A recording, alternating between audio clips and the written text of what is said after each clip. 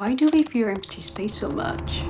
An empty calendar makes us feel guilty. Empty hangers in your wardrobe makes us want to buy more clothes. An empty moment makes you reach for your phones. But in this garden in Kyoto, emptiness is not something to fear, it's everything.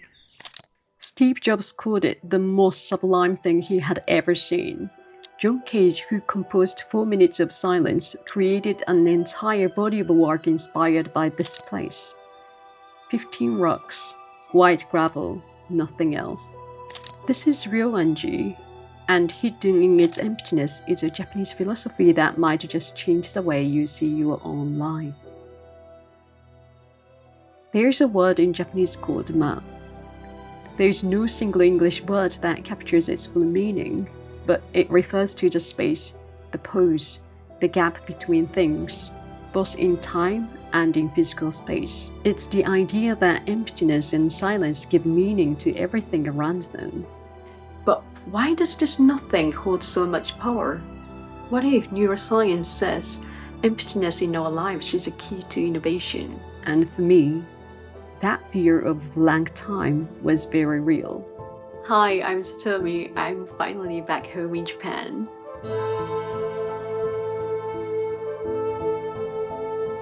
As a Japanese artist living in London for 8 years, I filled every single moment, juggling a full-time job with my creative work. I was completely burned out.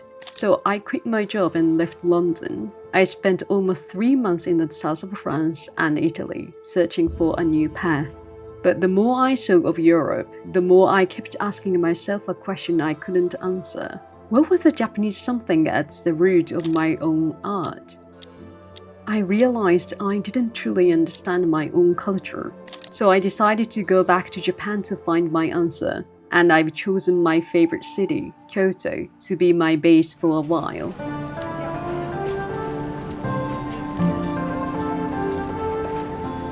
I rented an apartment and started visiting temple gardens. It had been a while since I had seen them in person, and then I fell in love with them all over again. Japanese nature moves me deeply. I don't know if it's because I'm Japanese. Tell me if you have ever felt that same nostalgia that you can't put into words when seeing Japanese gardens. Anyway, I came to one of the most well-known temples for its garden, Ryoanji. This is one style of Japanese garden called karasansui, which literally means dry landscape garden. No water, no flowers, just rocks and gravel. Every morning, a monk rakes these patterns into the white gravel. These lines represent water, flowing around the rocks like islands in a sea. When Steve Jobs first came here, his chauffeur explained, there are 15 stones, but you can never see all of them at once. Jobs immediately started searching for that perfect angle. He couldn't find it. 15 means completion, the chauffeur said. But we can't see all 15 because we are still works in progress. Jobs stopped. He nodded and just kept looking. I sat down on the engawa, the wooden veranda too.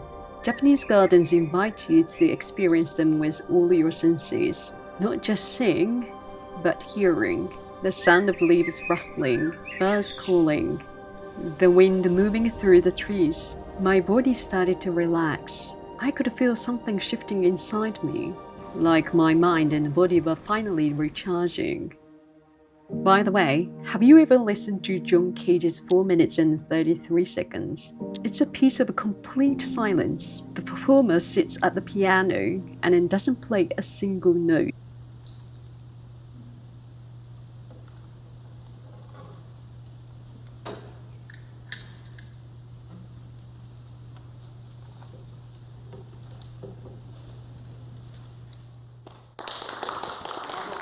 He wasn't writing music, he was composing math, asking us to listen to the sounds we usually ignore.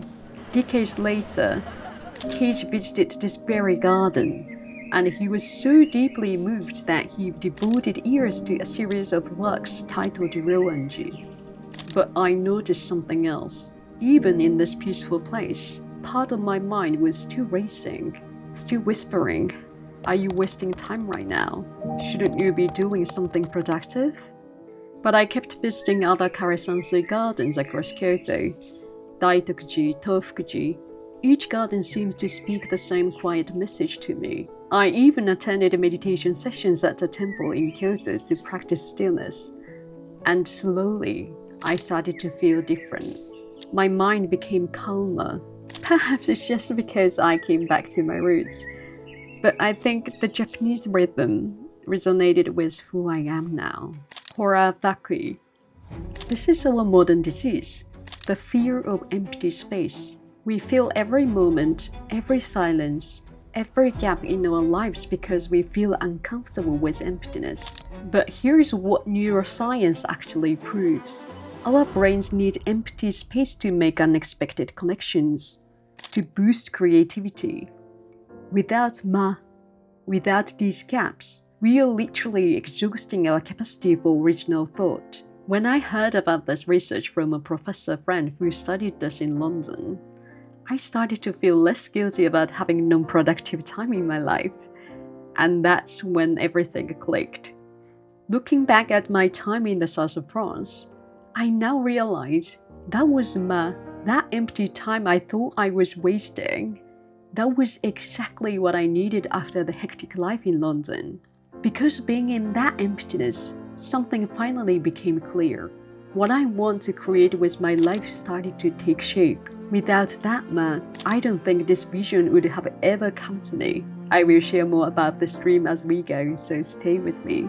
And there was another benefit to being on my own and creating an empty space in my mind. I started to truly understand what I really like, what I really believe is good. In our overwhelming social media world, I feel like my tastes, my beliefs, even my dreams sometimes feel like they are shaped by what I constantly see online. Being on my own, talking to myself really helped me understand what I truly care about. Now I feel like I know myself better, and I won't be as easily influenced by external noise anymore.